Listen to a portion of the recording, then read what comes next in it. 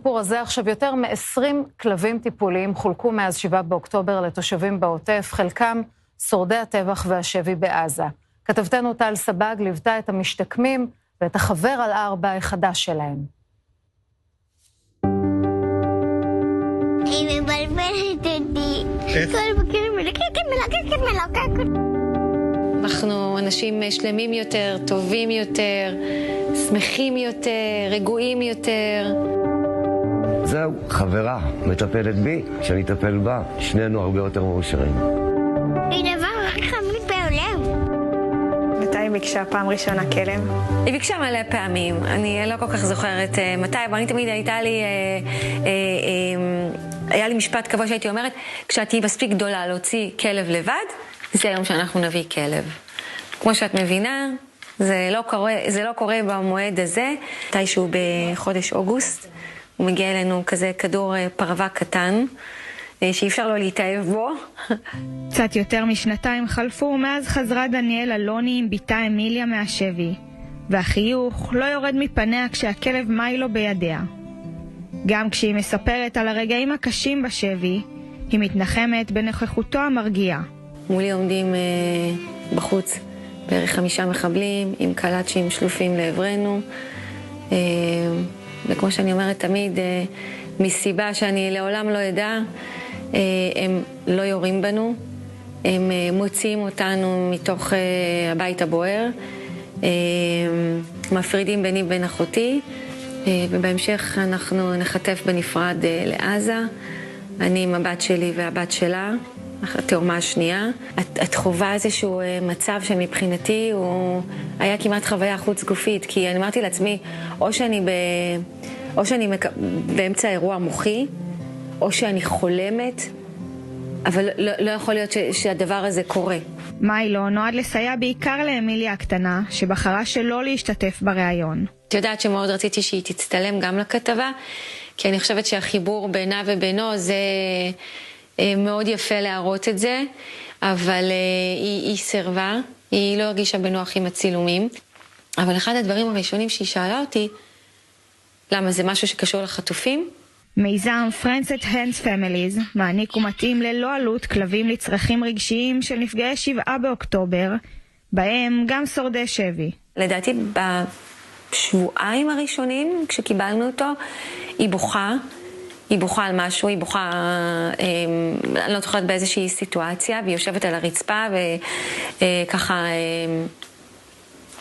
מייבבת, והוא פשוט ניגש אליה, והוא מטפס אליה, והוא לא יודע את נפשו מרוב לחץ, איך הוא מרגיע אותה, והוא לא יודע מה לעשות, אז הוא נתלה עליה ומלקק אותה, ואני פשוט הייתי בהלם. אנחנו מצוותים עליהם מהלב, שמלווה אותם מבחירת הגור ועד הקליטה בבית. מעטפת שלמה של התאמה ותמיכה וחיבור. המיזם מסייע גם לנפגעי הטבח מיישובי העוטף. חלקם איבדו את כלביהם באותה שבת. במהלכה נרצחו 52 כלבים, ו15 עדיין נעדרים. הם לא יראו בכלב שלי, שהוא כלב מתורגל, היה שומע צבע אדום, היה הולך לממד, והוא נשאר בממד. הוא היה כל כך זקן וכל כך ככה מצונף על הארון, שכשירדתי בערך ב9 לראות מה איתו, חשבתי שהוא מת. הוא לא היה מת, הוא פשוט היה נשאר, שרד, פונה וסגר עניין איזה 3 שבועות אחרי שפינו אותי, ובעצם אני לבד עם החיילים ועם המתנדבים שבאים לעבוד פה. ופתאום אני שומע על המותה הנפלאה הזאת שנותנת כלבים, וחשבתי איזה יופי, אולי הם יוכלו לעזור לי. בשנייה אני חושב לי לעצמי, ברידג'ברג זה גדול, אני אצליח, אבל זה גורה כמו שרציתי, קטנה, מהמלטה. כן, אני אלך על זה. ולא נעים לי להגיד לחבר'ה, תשמעו, הוא נתן לי את הכי טובה. לא יודע איך הוא ידע.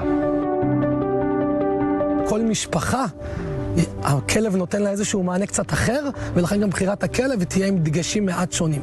אם אני ארצה כלב דווקא שייתן לי ביטחון, אז אני אלך על גזע גדול יותר, ואולי כלב שייתן לי יותר נוכחות. אם אני רוצה שהכלב יהיה יותר לילדים דווקא, אז אולי כלב שהוא טיפה יותר נינוח. אותו הדבר גם אנחנו מתאימים בהתאם לאורח חיים. תושבי קיבוץ חולית עדיין לא שבו לביתם, ונכון לעכשיו זה הקיבוץ של ניצן ולונה. התושבים היחידים שמתגוררים בו, ועובדים כבר מעל לשנתיים על שיקומו.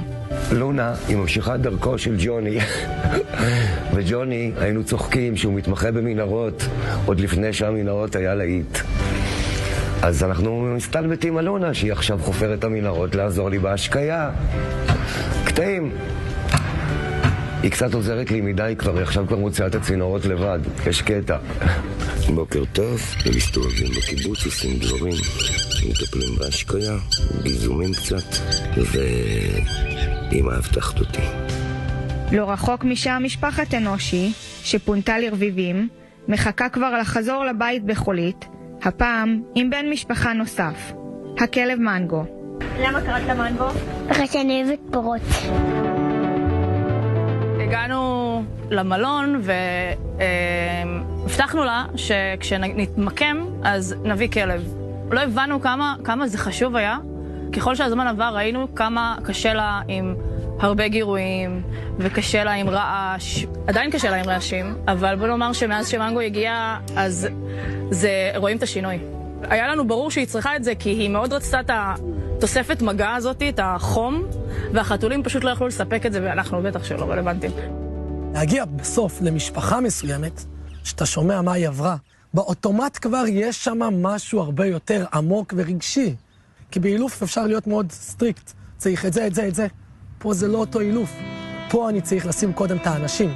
פה אני צריך רגע לראות איך אני נותן באמת הרבה פעמים מענה לרגש, ולאו דווקא למשהו שקשור לכלב. מאז 7 באוקטובר נמסרו למשפחות ביישובי הנגב המערבי 22 כלבים, והן עדיין מלוות על ידי העמותה. זה לא תלות, זה סימביוזה כזאת. אתם צמד, אתם זוג. אנחנו זוג. באה אלייך כשאת בוכה? כן, וגם שכואב לי.